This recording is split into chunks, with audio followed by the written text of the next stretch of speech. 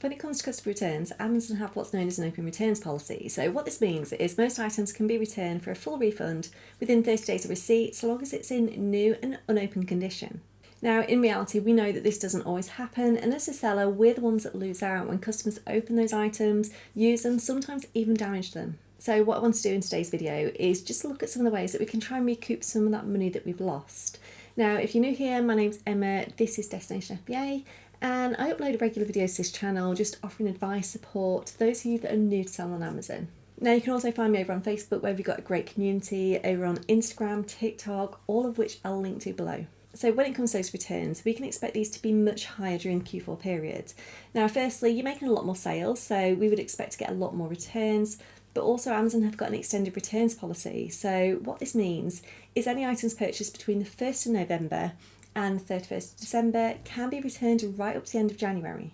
Now, when a customer return is made and it's received back by Amazon, one of three things will happen. So firstly, it could go back into your inventory. So if an item is like new, so it's not been opened, there's no damage, it can go back into inventory and just be sold again as normal.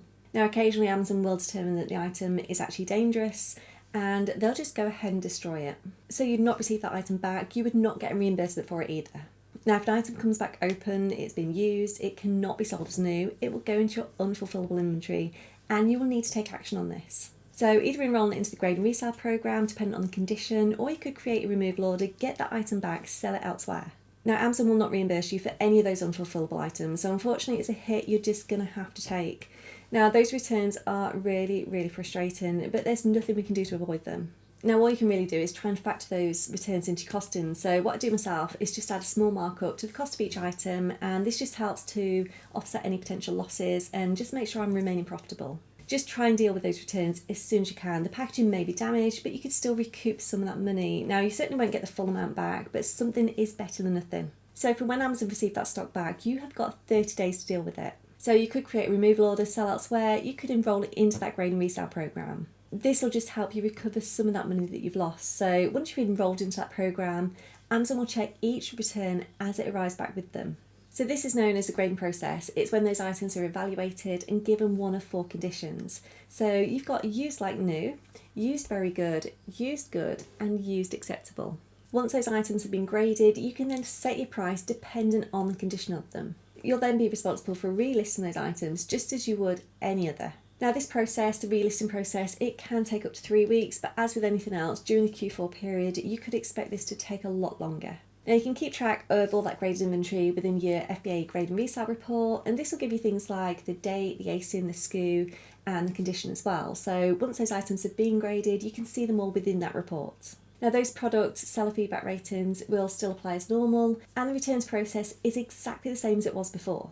So if an FBA grade and resale item goes out, the customer returns it, it will go through the whole process once again. Now, if an item is deemed unsellable, you won't pay a processing fee for that item, it will go into your unfulfillable, and again, you'll have to deal with it. So either ask Amazon to destroy it, or receive that item back, destroy it yourself. Now, we do have some eligibility to be able to use that grade and resale program. So firstly, your item needs to have a minimum average sale of £15, and it must be FBA inventory that has been returned to an Amazon fulfillment centre. Enrolment into the program is really easy, so just head to the automated unfulfillable settings, click unfulfillable inventory, auto removal settings, and then from here you can select enable, then grade and resell. You can then set that percentage discount per condition, and these can be updated at any time. So once you've saved those settings, any returns will automatically be routed through that grade and resale program, hopefully get you some money back. Now, as I said, it's very unlikely to be the full amount, but at least you're not losing out completely. So I would recommend using this wherever you can. So just keep these returns in mind and just deal with them in whichever way suits you best. So whichever way is going to benefit you the most financially. And also bear in mind that those returns are likely to be much higher during January. So I hope you found that helpful, but if you've got any questions, any queries, please do let me know. Pop a comment below, jump over in our Facebook group, I will get back to you as soon as I possibly can. So that is all from me today, but thank you as always for watching, take care, and I will see you very soon.